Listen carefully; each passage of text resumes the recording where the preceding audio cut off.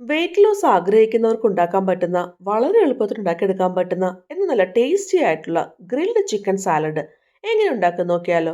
Welcome back dears. ഞാനിവിടെ ഒരു chicken breast എടുത്തിട്ടുണ്ട്.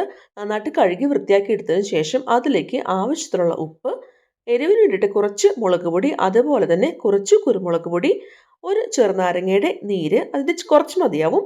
ഇത്രയും നമുക്ക് ചേർത്ത് കൊടുക്കാം. ഇനി മസാല നമുക്ക് എല്ലാം കൂടിയിട്ട് ചിക്കൻ ബ്രസ്റ്റിൽ നന്നായിട്ടൊന്ന് തിരുമ്മി പിടിപ്പിക്കാം.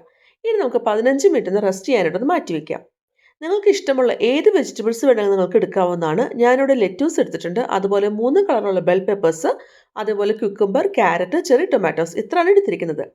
ഇനി നമുക്ക് ഒരു പാനിലേക്ക് കുറച്ച് ഒലിവ് ഓയിൽ ഒഴിച്ച് കൊടുത്തതിന് ശേഷം മാരിനേറ്റ് ചെയ്ത് വെച്ചിട്ടുള്ള ചിക്കൻ ബ്രസ്റ്റ് വെച്ച് കൊടുക്കാം. ഇനി നമുക്ക് രണ്ട് വശവും 4 മിനിറ്റ് വീതം ഒന്ന് ചെറുതീയിൽ വെച്ചിട്ടൊന്ന് ഗ്രിൽ ചെയ്തെടുത്ത് ഒരു സൈഡിലേക്ക് ഒന്ന് മാറ്റി വെക്കാം. സാലഡ് ഡ്രസ്സിംഗ് തയ്യാറാക്കാനായിട്ട് 3 വലിയ വെളുത്തുള്ളി അല്ലി, അതേപോലെ 4 ആൽമണ്ട്സ്, ആവശ്യത്തിനുള്ള ഉപ്പ്, എരിവിന് വേണ്ടിയിട്ട് 1/4 മുതൽ അര ടീസ്പൂൺ വരെ ചില്ലി ഫ്ലേക്സ്, ഒരു ചെറിയ ചെറുനാരങ്ങയുടെ നീര്, 1.5 ടേബിൾ സ്പൂൺ ഒലിവ് ഓയിൽ, അതേപോലെ തന്നെ 1 ടേബിൾ സ്പൂൺ തേൻ, ഇത്രയും നമുക്ക് ഒരു ബ്ലെൻഡറിലേക്ക് ചേർത്ത് കൊടുക്കാം. ഇതെല്ലാം കൂടി നന്നായിട്ടൊന്ന് അടിച്ചെടുത്തുനിന്ന് കൊണ്ടുവന്നു കഴിഞ്ഞാൽ ഹെൽത്തി ആയിട്ടുള്ള സാലഡ് ഡ്രസ്സിംഗ് ഇവിടെ റെഡി ആയിട്ടുണ്ട്. നമ്മൾ ഗ്രില്ല് ചെയ്ത് വെച്ചിട്ടുള്ള ചിക്കൻ ചെറിയ പീസസ് ആക്കി മുറിച്ചതിന് ശേഷം ഒരു ബൗളിലേക്ക് നമുക്ക് ചേർത്ത് കൊടുക്കാം.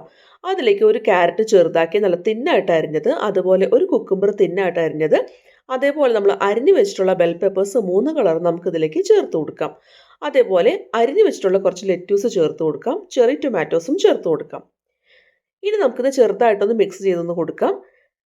ഇത് ഒരുപാട് കുഴഞ്ഞു പോകാതിരിക്കാൻ പ്രത്യേകം ശ്രദ്ധിക്കണം കേട്ടോ. ഇങ്ങനെ നമ്മൾ വെജിറ്റബിൾസ് കട്ട് ചെയ്ത് വെച്ച് കഴിഞ്ഞാൽ ഒരു എയർടൈറ്റ് ആയിട്ടുള്ള കണ്ടെയ്നറിൽ നമുക്ക് അടച്ചു വെക്കാം. എന്നിട്ട് സാലഡ് ഡ്രസ്സിംഗ് നമ്മൾ സെപ്പറേറ്റ് ആയിട്ട് റെഡിയാക്കി വെക്കുകയാണെന്നുണ്ടെങ്കിൽ ഗസ്റ്റ് ഒക്കെ വരികയാണെന്നുണ്ടെങ്കിൽ, അല്ലെങ്കിൽ നമ്മൾ കഴിക്കുന്ന സമയത്ത് മാത്രം മിക്സ് ചെയ്താൽ മതിയാവും.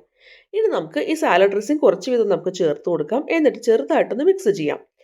നല്ല ഹെൽത്തി ആയിട്ടുള്ള, പ്രോട്ടീൻ റിച്ച് ആയിട്ടുള്ള, നല്ല ക്രഞ്ചി ആയിട്ടുള്ള ഗ്രിൽ ചിക്കൻ സാലഡ് റെഡി ആയിട്ടുണ്ട്.